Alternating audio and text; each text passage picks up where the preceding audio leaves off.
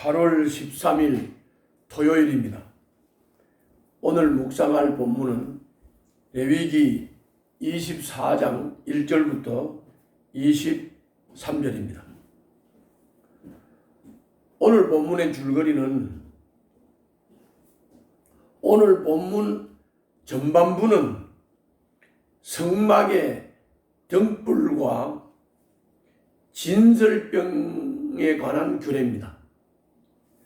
그리고 후반부는 주님의 이름을 저주하고 모독한 사람에 대한 처벌에 대한 규정입니다. 그러면 오늘 본문을 나누어서 설명하겠습니다. 먼저 1절부터 4절입니다. 요거는 등불에 관한 겁니다. 그리고 5절부터 9절입니다. 5절부터 9절은 진설병에 관한 것입니다. 읽는 거는 1절부터 9절까지 같이 읽겠습니다. 1절부터 4절 등불에 관한 겁니다. 주님께서 모세에게 말씀하셨다. 너는 이스라엘 자손에게 명하여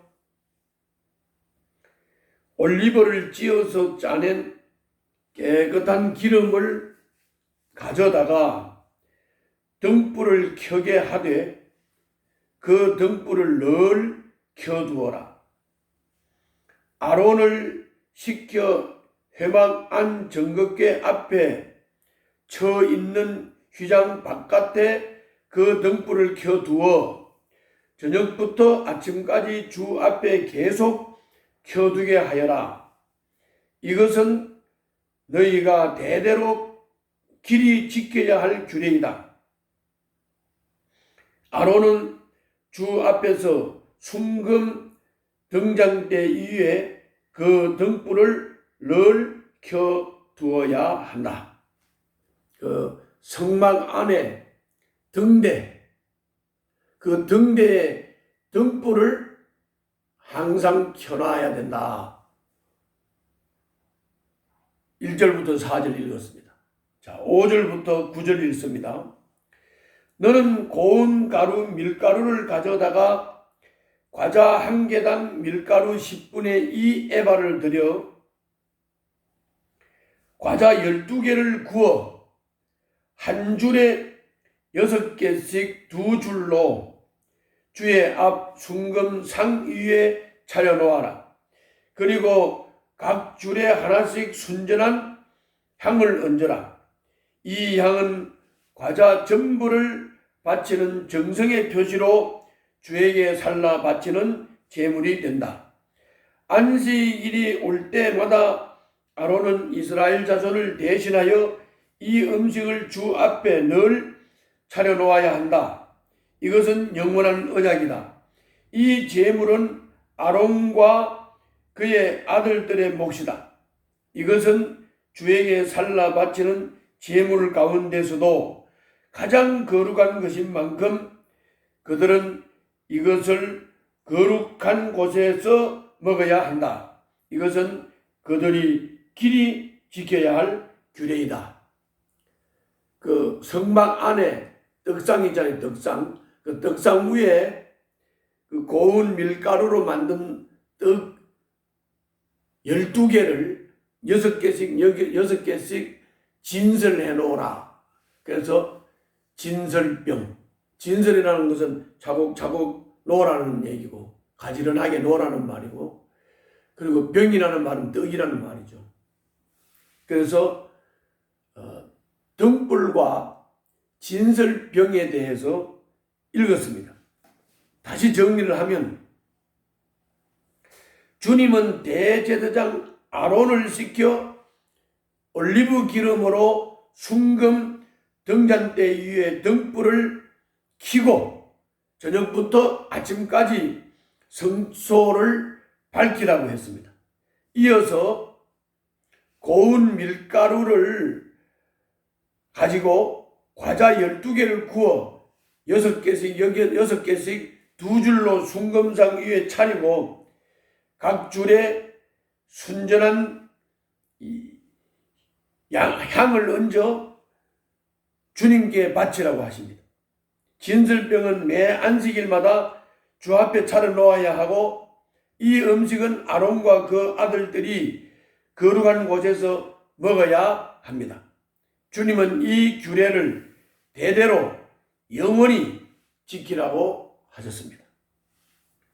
그 영적인 의미와 교훈은 이제 이따가 마무리할 때 정리하도록 그렇게 하겠습니다.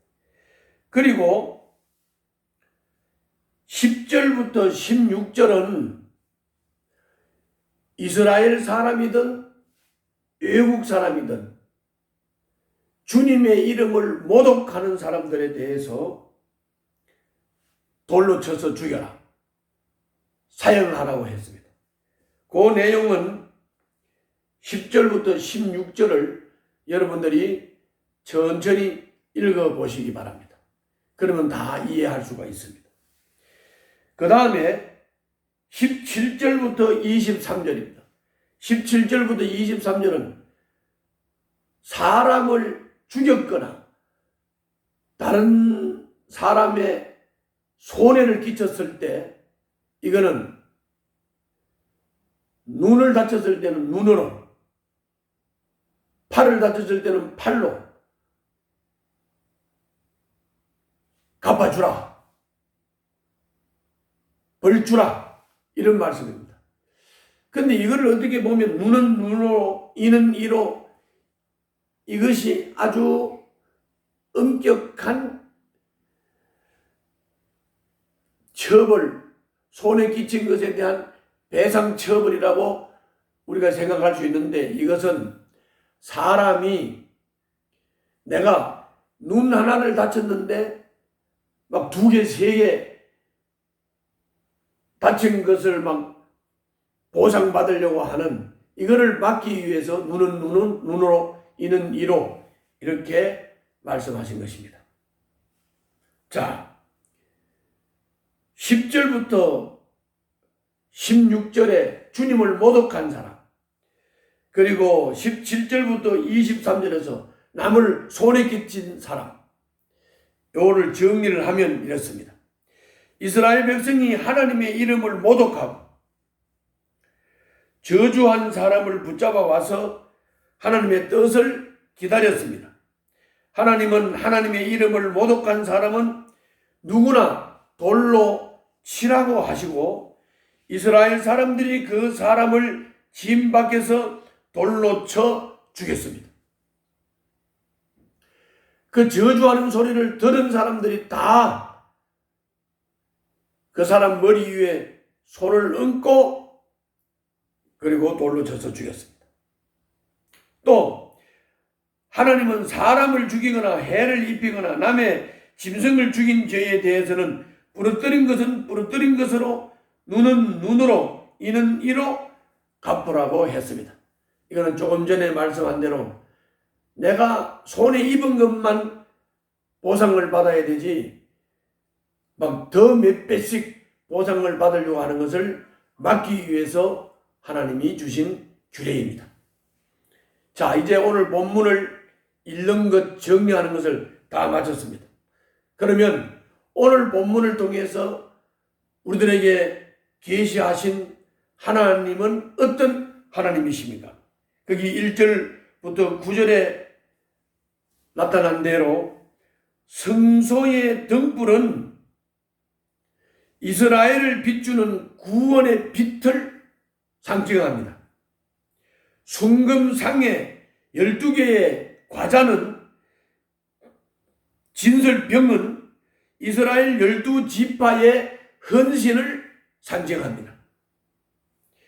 지금은 예수님이 세상을 비추는 구원의 빛이십니다. 등대이십니다. 등불이십니다. 또 자기 몸을 영원한 생명의 떡으로 주셨습니다. 주님이 진설병입니다. 주님의 말씀이 진설병입니다. 그러므로 예수님을 영접한 사람은 자기 안에 하나님이 거하시는 성전을 마련한 사람입니다. 그 구원의 등불이 내 안에서 항상 켜져 있어야 됩니다. 그리고 진설병을 항상 먹어야만 됩니다.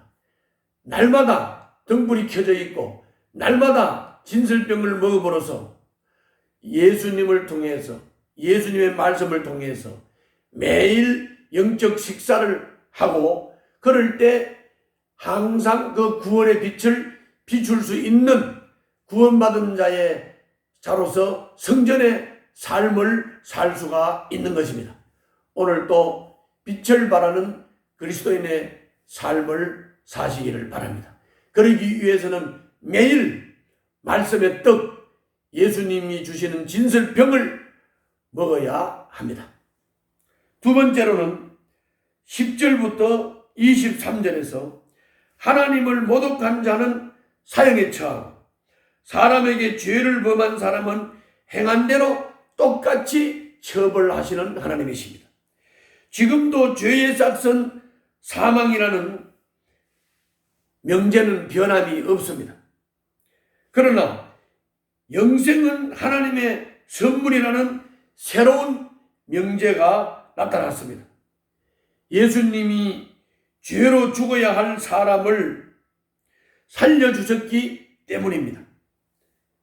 이로써 우리도 우리에게 죄 지은 사람을 용서하는 것이 마땅한 것입니다. 이제 예수님을 믿고 거듭나서 하나님의 선물인 영생을 선물로 받은 우리는 이제 예수님이 죄로 죽어야 할 우리를 살려주셔서 용서하신 것처럼 우리도 우리에게 죄 지은 사람을 용서하는 삶을 사는 것이 마땅한 것입니다. 그래서 주님은 주기도문을 통해서 우리가 우리에게 죄 지은 자를 용서하신 것처럼 우리도 용서하는 삶을 살겠다고 기도하도록 가르친 것입니다. 오늘 또 승리하시기를 바랍니다. 기도하겠습니다. 큰 죄를 용서하신 주님, 그 주님의 은혜를 생각하고 저에게 잘못한 일을 용서하는 삶을 살게 하여 주시옵소서. 예수님 이름으로 기도하옵나이다. 아멘.